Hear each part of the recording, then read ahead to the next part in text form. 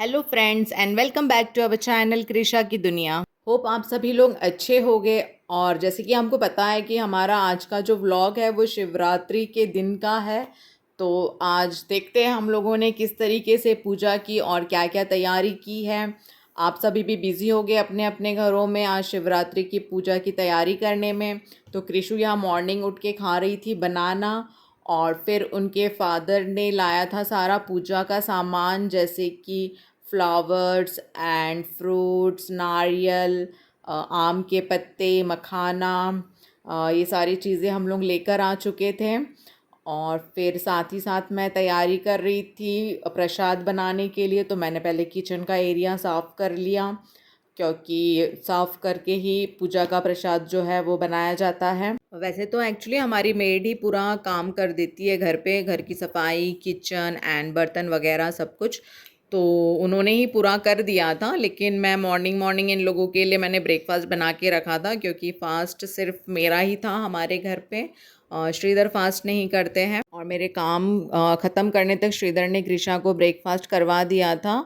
और फिर वो भी ब्रेकफास्ट कर रहे थे और कृषु खाली प्लेट के साथ खेल रही। श्रीधर ने कहा था कि उसने अच्छे से ब्रेकफास्ट नहीं किया है, बिकॉज़ वो बनाना खाई थी सुबह, तो उसे शायद ज़्यादा भूख नहीं थी, तो उसने थोड़ा बहुत ही खाया और फिर वो खेलने लग गई थी बुक्स के साथ। मैं किचन में थी तो वो बार बार आके मुझे अपनी बुक्स दिखा रही थी कि मम्मा ये बताओ वो बताओ। उसे बहुत अच्छा लगता है जब मैं उससे वन वन मतलब सिखाती हूँ कि ये सैंडल है, ये शूज़ है, ड्रेस है, तो वो मुझे पॉइंट आउट कर कर के दिखाती है, तो उसे वो वाला एक्टिविटी ज़्यादा अच्छा लगता है। तो मैं कुछ भी करती हूँ ना, तो वो मुझे डाइवर्ट करने के लिए वो बुक लेके आती है और मुझे बोलती कि मुझे पढ़ा के दो कर। वो जो बुक्स में है वो चीज़ों के नाम बोलती तो नहीं है, बट पॉइंट आउट करके दिखाती ज़रूर है। और यहाँ पे हम लोगों ने फास्ट के लिए बनाया था साबूदाना, बिकॉज श्रीधर का भी फेवरेट है साबूदाना, उनको भी खाना था। तो मैंने सोचा चलो आज मैं सोक कर देती हूँ, बहुत वक्त के बाद साबूदाना बना रही थी। जब मैं इवनिंग साबूदाना बनाऊँगी तो मैं इसकी रेसिपी भी ज़रूर शेयर करूँगी आप सभी लोगों के साथ, इसी व्लॉग में बता दूँगी एक्चुअली। और आप लोग भी ज़रूर ट्राई करना, बहुत अच्छा लगता है नमकीन वाला साबूदाना। श्रीधर ने शादी के पहले सिर्फ मीठा वाला ही खाया था, तो उनको बिल्कुल भी नहीं पसंद था साबूदाना। तो जब मैं पहली बार बनाने वाली थी तो उन्होंने मुझे कहा था कि नहीं नहीं मत बना यार, मुझे नहीं पसंद है करके। मैंने कहा ठीक है, बट मुझे पसंद है, तो मैं खुद के लिए बना लूँगी, आपके लिए कुछ और बना दूँगी। और तब तक मुझे ये नहीं पता था कि उन्होंने कभी नमकीन वाला खाया भी नहीं है करके। और फिर जब मैंने बनाया तो बोलते हैं हम तो ऐसा नहीं बनाते थे। मैंने कहा फिर कैसा बनाते थे? तो उन्होंने बोला वो दूध वगैरह डाल के जो बनाते हैं ना। मैंने कहा खीर? तो बोलते हैं हाँ। मैंने कहा नहीं, वो तो मुझे भी नहीं पसंद है। फिर जब उन्होंने नमकीन वाला खाया तो उन्हें बहुत पसंद आया, तो तब से वो खाते हैं और हमारे घर में बनता है ये अक्सर।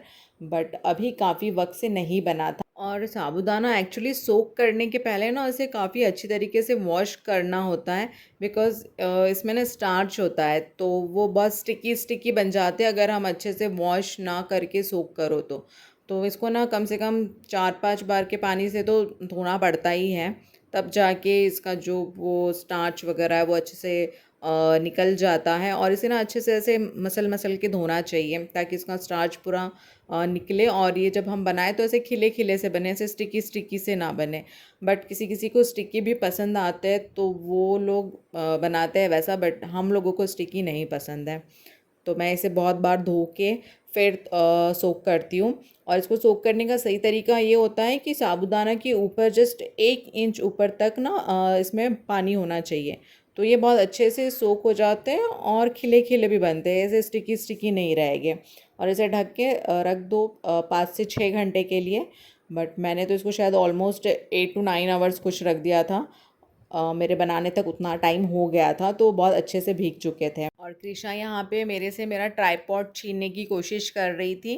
वो बोल रही थी कि मुझे ये दे दो खेलने के लिए, बट मैंने उसे मना किया, ये ट्राइपॉड है, इससे नहीं खेलते, आप अपने टॉय से खेलो। तो वो ज़िद कर रही थी। फिर मैं अपने सारे काम छोड़ के उसको ले चली गई खेलने के लिए थोड़ी देर के लिए। थोड़ी देर ना कृष्णा के साथ फिर खेलने के बाद उसे हम लोगों ने नहला के रेडी कर दिया था, बट वो रेडी नहीं हो रही थी, उसने बस फ्रॉक पहन लिया था। और बिल्कुल भी मुझे क्रीम और पाउडर कुछ भी नहीं लगाने दे रही थी, क्योंकि यहाँ पे श्रीधर तोरण लगा रहे थे डोर के पास, मेन डोर के पास। और उसने वो देख लिया था, तो उसको था कि मैं कब कब बाहर जाऊँ, क्योंकि डोर ने जनरली खुला नहीं होता है, तो फिर उसको कैसे होता है कि डोर ओपन है तो मतलब कब कब भाग के जाओ, और भाग के सीधा स्टेप्स के पास जाती है।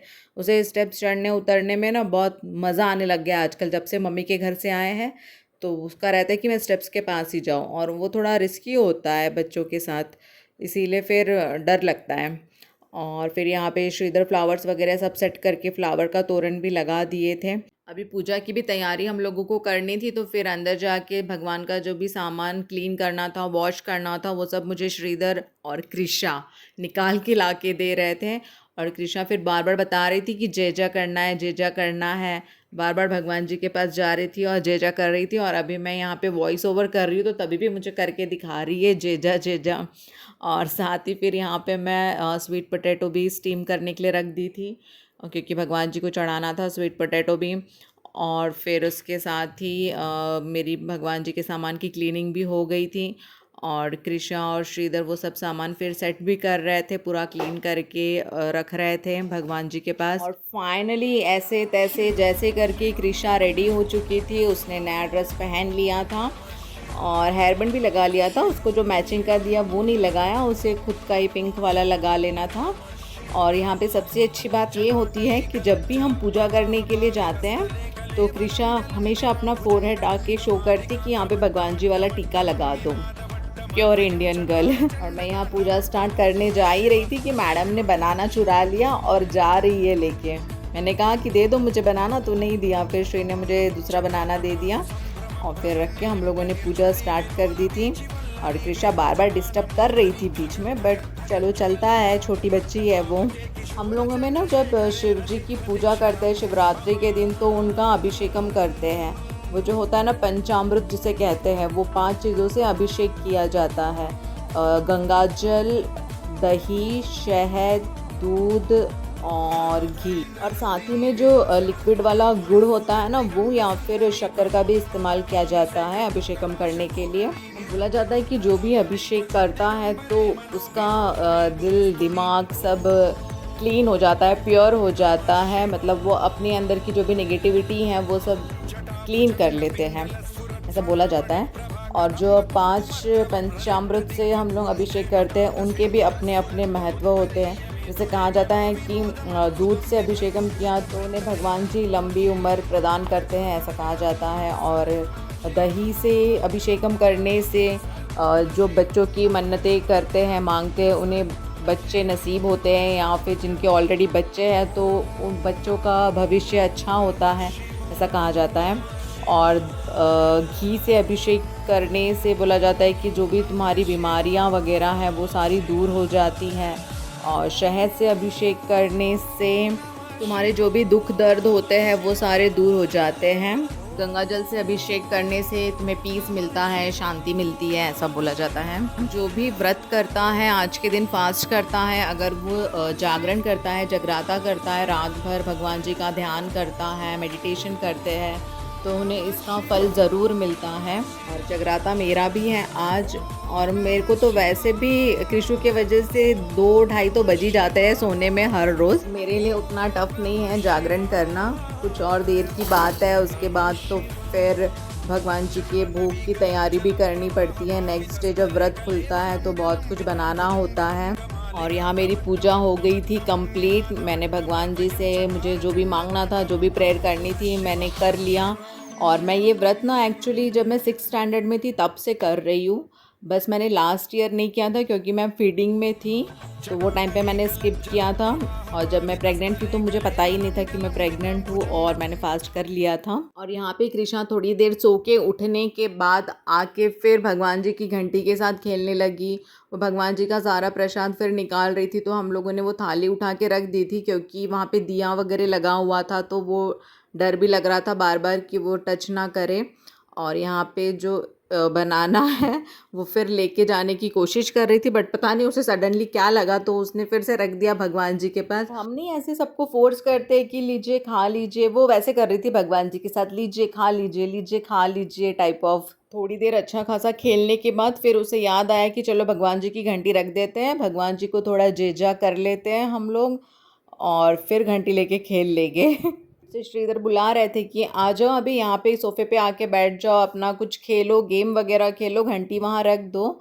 तो उसे पता नहीं क्या लगा, उसने भगवान जी को फ्लाइंग किस दी और बाय बाय बोला और फिर जाके अपना खेलने लग गई वहाँ पे दूसरे अपने टॉयज़ के साथ। फाइनली अभी टाइम आ चुका था, बहुत देर हो चुकी थी, तो मैंने सोचा चलो जो साबूदाना सोख करके रखा था हमने उसे बना लेते हैं।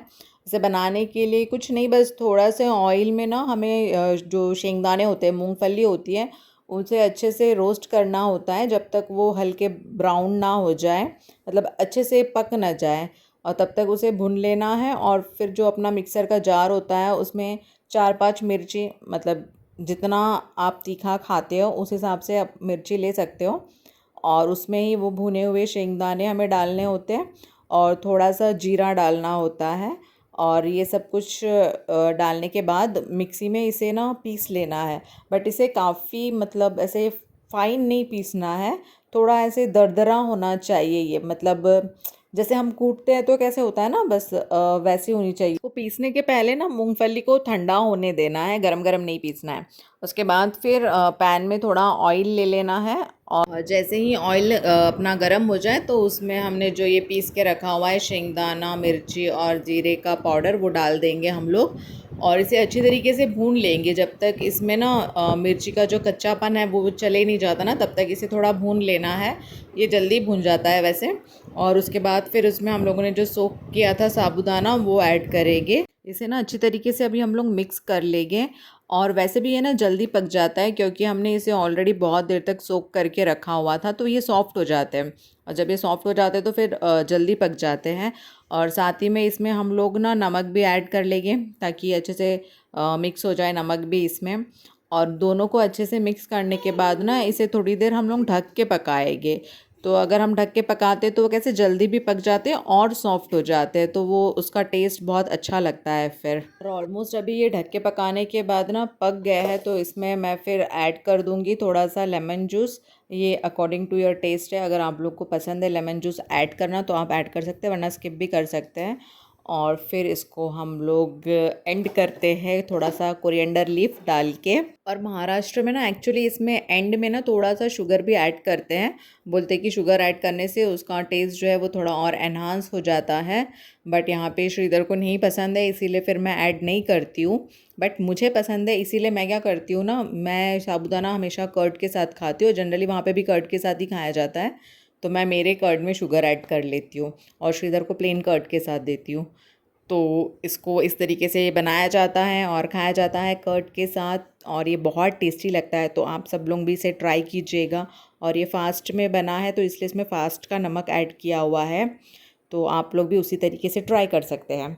तो ये देखिए नेक्स्ट डे मॉर्निंग हो रहा है 10:30, और यहाँ पे मैंने बना लिया है भगवान के भोग के लिए सब कुछ, जो भी बनाना था मुझे भोग में वो सब बना के मैंने रख लिया था। कृषा और श्रीधर रेडी हो रहे थे पूजा करने के लिए, और यहाँ पे मेरी सारी तैयारी हो चुकी थी, तो मैं बस भगवान जी के भोग के लिए प्लेट रेडी कर रही थी।